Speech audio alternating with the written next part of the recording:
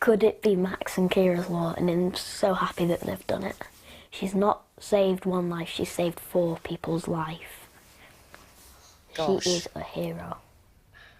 It's very special, isn't it? Yeah, I mean, what a remarkable young man in lots of different ways. That report was by Fergus Walsh. We're joined now by Fiona Loud, a kidney recipient and policy director at Kidney Care UK. Good morning to you. Also, Jim Linsky, who's currently waiting for a heart transplant. You know, this is obviously a deeply personal, emotional subject, and for you, obviously, both, you know, very, very important. Jim, just tell us, you're waiting for a heart transplant, and, you know, it kind of affects every day of your life, presumably. You have to, you're wearing well, you explain to us what you're wearing, actually. Yeah, so I'm wearing a type of heart pump, which only a handful of people in the UK have, but they're being increasingly fitted now in the UK, given the shortage of donor hearts. And yeah, there's quite a number of people now being fitted with these, just to kind of assist their life. This is pushing blood around my body artificially, given my stage of heart failure, in hope that one day I can receive that transplant. Just, I mean, it's such a, for most people, it's such an extraordinary situation you're in. What is the procedure? I mean, you're just waiting, and you get alerted. I mean, have you had, what's happened so far?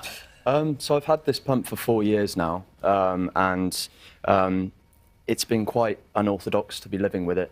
And I'm just sort of trying to promote organ donation in the meantime, because I guess although this technology is amazing, and it is saving my life, I guess, there are quite a few limitations to my life. But just tell me that in terms of this change in the law that we're talking about now, do you see that as a major step forward? And in very practical terms, do you think it will help you get what you need?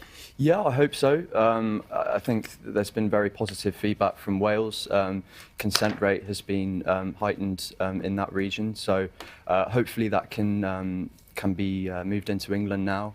I think today it's hurdling its final stage to become law, Max and Keira's law, as it's now known. So it's thought that it will save around 700 lives a year. So if I can be one of those, that's a great thing. And that opt-out system you mentioned has been placed in Wales since 2015. Fiona, you yourself, you received a kidney from your husband. I did, yes. And just tell us how much, you know, difference that has made to your life, your quality of life. Having a transplant is like a new dawn. You know, you wake up and you feel completely different again. When your kidneys have failed, you feel just as Jim said, you're exhausted all the time, you feel sick all the time, you are really, really restricted. You can probably only drink about ½ a litre of fluid a day, and your diet is very restricted as well. But having a transplant completely transforms that. You know, it's a treatment, it's not a cure, but it's the best treatment there is.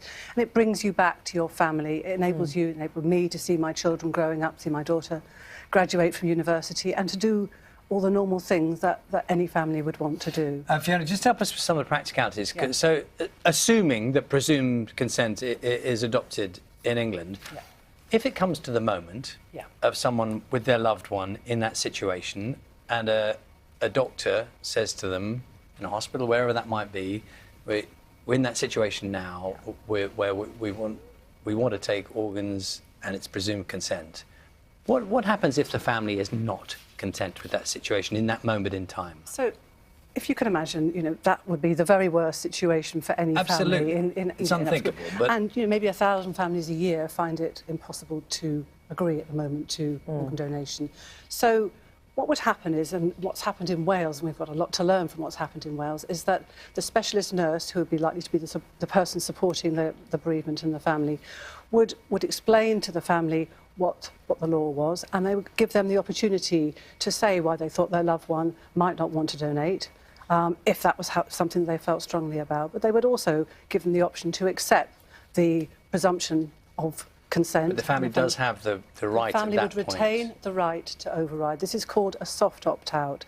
So the options that everybody will have will be to continue to add your name to the organ donor register, and we would encourage everybody to do that, because of course having that conversation, sharing your wishes is the most important thing if you can. To accept the presumption of consent, because, and there are many people who've simply said, I'd be happy to donate, but I've just never got around to it, and we know that's what some of the figures show, or to choose to opt out in life and to make your own wishes felt then. So that would be how that would work. And Jim, just really briefly, the call could come at any point, could it, for you? Yeah, it's the case for 6,000 people at the moment. there's many people waiting transplants. I've been waiting for 4 years now, which is a long time, and hopefully one day, at the age that I am, I can have a little more lease to my life, which hopefully will come sooner rather than later.